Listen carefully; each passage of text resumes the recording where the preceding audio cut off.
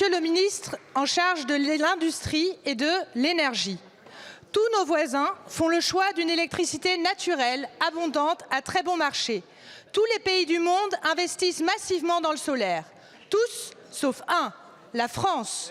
Le 12 février, vous avez publié un projet d'arrêté réduisant brutalement le soutien financier aux installations photovoltaïques de moins de 500 kW crête, et ce, de manière rétroactive.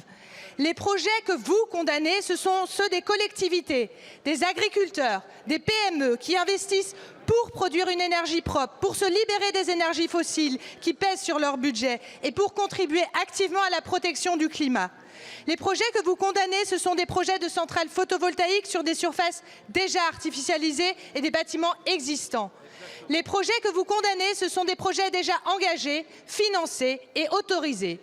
Votre décision va mettre en péril des milliers d'emplois et la souveraineté énergétique. La filière solaire, c'est 67 000 emplois et 14 milliards de chiffre d'affaires. Voulez-vous vraiment ajouter la filière photovoltaïque à la déjà très longue liste des plans sociaux industriels?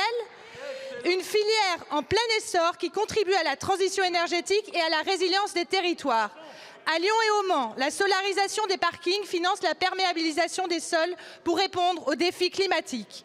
Vous parlez de pragmatisme, d'ambition et de responsabilité pour notre indépendance énergétique.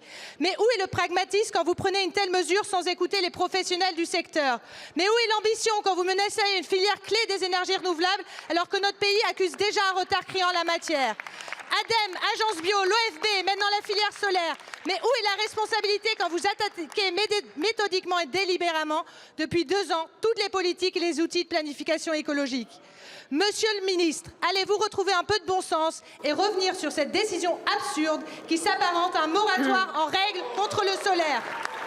Merci beaucoup. La parole est à monsieur Marc Ferracci, ministre de